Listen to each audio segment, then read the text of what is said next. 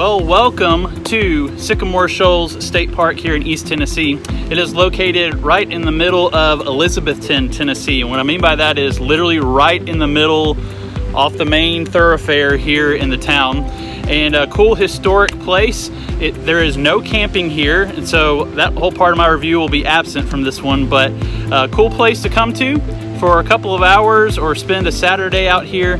There's plenty to do. Behind me to my right is the recreation of the fort from the Revolutionary War battle that was fought here. Behind me to my left is the Historic Center, which is super nice. And then all around here are activities, picnic tables. There's a river over here where you can sit on a bench and relax or watch the geese float down the river.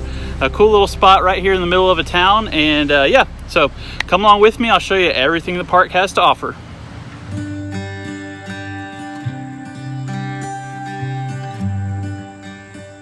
As always, we begin our review with natural beauty and wildlife. And while you are in the middle of a city, you'll find plenty of spots to get away from the road noise and go on a hike down a gravel pathway. On the backside of the state park is this beautiful river where you'll see smallmouth swimming around. You'll find things like geese cooling off from the summer heat in the cold water. The river is very beautiful. You'll also find flower beds planted throughout the park with beautiful flowers. And there's also a natural wildflower area with a walking path through it. So for this category, I'm going to give it a 5 out of 10.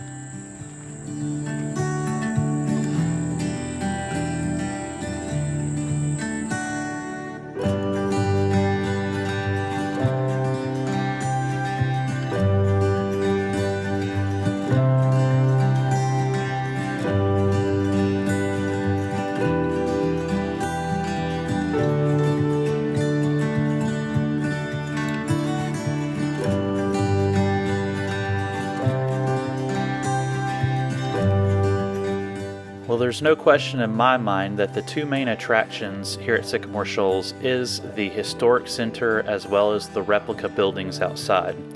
In the Historic Center, you're going to find real artifacts from the battle that was fought during the Revolutionary War.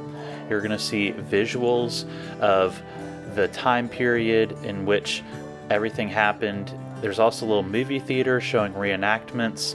And inside the Historic Center is a meeting place if you have a church group or a school or a business meeting.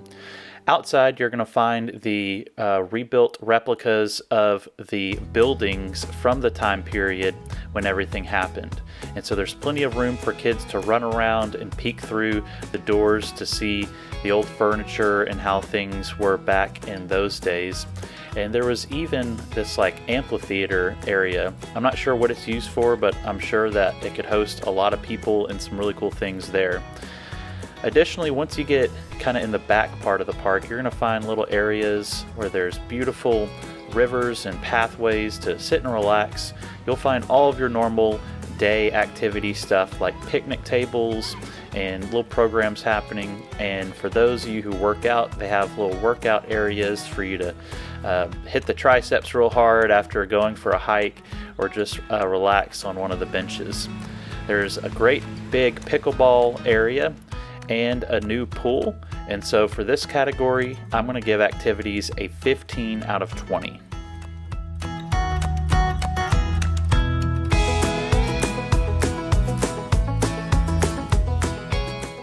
The bathrooms at the Nature Center were very clean and nice and had water fountains for refilling your water bottles, and so for this category it gets an 8 out of 10.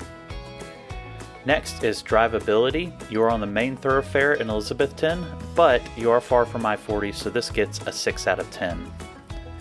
For nearby amenities, it gets a 7 out of 10 because you are close to Johnson City, and so pretty much everything you need is pretty close. Next is uniqueness. This park has a lot of historical significance and is very pretty, and so it gets a 6 out of 10. And for cost, it is 100% free, so it gets a perfect 10 out of 10 score. You put it all together, and for this park, aggregated, it gets a 71 out of 100. All right, that is a wrap on Sycamore Shoals State Park. I hope you enjoyed today's video. They do not have stickers here to put on the back of the campers. I'm so upset, but It's all good. Come on out here and check out this really cool park. God bless you, and remember, God's creation was meant to be explored.